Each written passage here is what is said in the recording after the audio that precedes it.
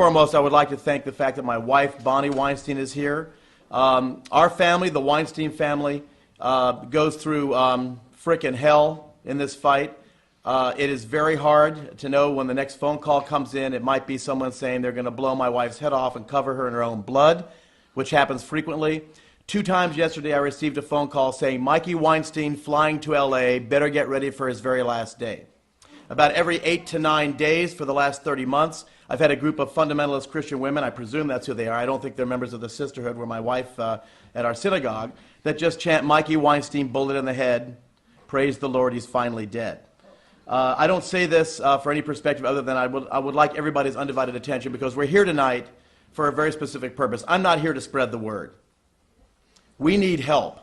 We're going up against a very dark and evil enemy with a long technical name. I'll just say it once tonight. It's called premillennial, dispensational, reconstructionist, dominionist, fundamentalist, evangelical Christianity. There's no test about this. And by the way, Ryan, everybody, is going back to not just any school, but the Ohio State University tomorrow morning to take an accounting midterm. He came out, he's going to be studying on the red eye to go back. His father, David Antone, is like a brother to me. David didn't say it, but I'll tell you, he won the Distinguished Flying Cross in Vietnam with multiple air medals, flying God knows how many missions in Vietnam. I'd like to give a hand to him for his service.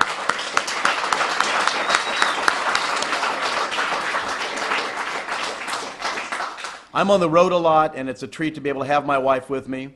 For some of you know this, some of you don't. My wife suffers from multiple sclerosis. Thank God it's remitting, relapsing. But one of the things that triggers a relapse is when we have stress, like the largest window in our house being shot out twice in the last 6 weeks, dead animals being sacrificed and put on our front door, feces and beer bottles thrown at our house, and a whole host of other things. I want to tell you that the person that opened up Los Angeles to me is a true, wonderful, unsung hero who's going to stop being unsung right now. He's a wonderful hero in every sense of the word, and that's Rabbi Chaim Beliak, who a long time ago invited me out here, took me around, opened up this town, and he's one of the founders of Jews on First, a fabulous website, jewsonfirst.org, yes. Which I advise all of you to go to. Chaim, are you out there anywhere? If so, would you please stand? Okay. Well, when he comes back, he's fantastic. Look, I can't tell you how wonderful it is to have people like Janice and Margie, whom you met, because let me tell you, they have gone into harm's way. I know we're on camera here, and we're going to be filming we are filming it, and it's going to be released to the world. The things that the people that work for our foundation have had to do put them in harm's way all the time. We are fighting people that live in a digitized world. And if you wonder what that world looks like, just pick up any one of Ann Coulter's books. It's ones and zeros. Either you're with us or you're against us. Their perspective of Matthew 12:30, where their interpretation of what Jesus says, those who are not with me are against me. I'm at war, and I stand before you tonight as a man at war with a gun smoke in my face. We are not at war with Christianity.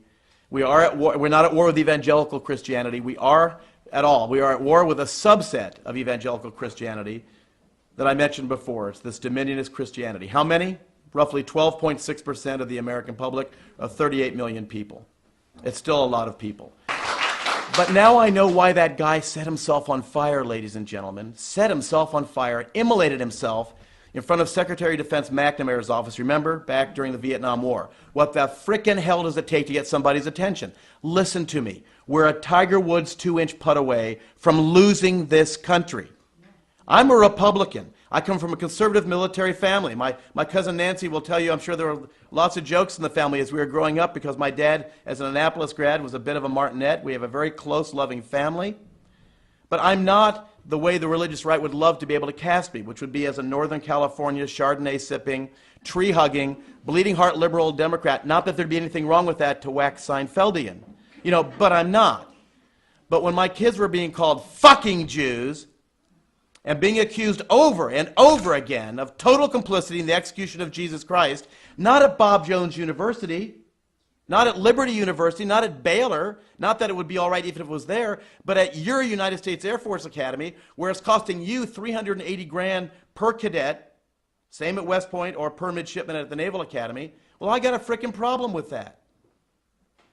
Now look, a lot of you came here tonight, and I appreciate the fact that you made a donation. I'm going to ask you to please consider making yet another donation. We are a full and complete total tax deduction. We're a 501c3, which is why I can't take political sides one way or the other. I can make a statement in my individual capacity if I jump over here and say that the current president of the United States is a suboptimal president. It's about as far as I'm going to go. Or I can stand before you as the president and founder of the Military Religious Freedom Foundation with wonderful, incredible patriots who are willing to risk their asses like Margie and Janice and David, Haim, and so many others that are out there. But how do you get the press to handle something like this? We're going to hear from a member of the press in just a very short period of time who's probably one of the best investigative reporters I've ever come across going back to my days at the White House. But before then, because I could go all night, I'm going to ask you to consider giving more tonight. I know it sucks. You think it's fun to have to ask for money? It costs us $75,000 a month to keep the foundation alive. If we're lucky, I can humiliate myself enough to bring in 18 to 20 grand a month. We're in our 46th month now, which is 2 months further than America was in World War II, which was for 44 months. Who makes up the shortfall? The tall woman in the green and I go out into the backyard where the money tree is getting very threadbare. All of our money, 14 credit cards, 3 lines of credit of Bank of America, and 3 mortgages. And we're just about there. We don't care. There's not going to be any more retirement or 401k. Our health insurance runs out on April 16th. We've put every asset in our family metaphorically into an airplane which we're flying into a mountaintop. Why? I'm no hero. In a couple of seconds, I'm going to introduce to you a real American hero like David Antone. I'm just a selfish man that wants frickin' REM sleep at night. I have seen what's happened. Ed Asner, who's a wonderful supporter of our foundation, reminded me that in the late 1960s there was a TV show on in prime time. I think it was on CBS. It was a Quinn Martin production. Remember Quinn Martin, Efrem Zimbalist Jr. and the FBI and The Fugitive? This show, some of you, if you raise maybe a show of hands, was called The Invaders. Remember that? It was a sci-fi show with the actor Roy Thinnis. The precept of the show was that aliens were invading Earth, as they always are, and as they always do, they were taking human form. But they always have a little trouble. They can handle interstellar spaceflight, but they can't quite get the little finger of the left hand to look normally, the way it would look. And the premise of the show was that this one American, and the actor Roy Thinnis, was able to identify who were the aliens and who weren't the aliens by the fact that they had a misshapen thumb or left finger. So for 3 nights on Tuesday night, 3 years, in prime time on Tuesday night on CBS, on The Invaders, Roy Thinnis ran around doing 2 things, ladies and gentlemen, and only 2 things. He was fighting the alien invasion and trying to get the rest of us in America and the world to know the aliens were here. Ed Asner played Barbara Hershey's father on 2 of the episodes. And he said, "Mikey, that's you. That's me. That's exactly what we're doing. Our Pentagon has been turned into a Pentecostal-gon, and our Department of Defense has been turned into an imperious, fascistic contagion of unconstitutional triumphalism by people that want to kill us or have their version of Jesus kill us if we don't accept their biblical worldview." Last week, we went over 6,000 active duty members of the United States Army, Navy, Marine Corps, and Air Force that have come to our foundation as literally spiritual rape victims, as tormentees, not as claimants. And here's the real sea change for you. 96% of them are Christian.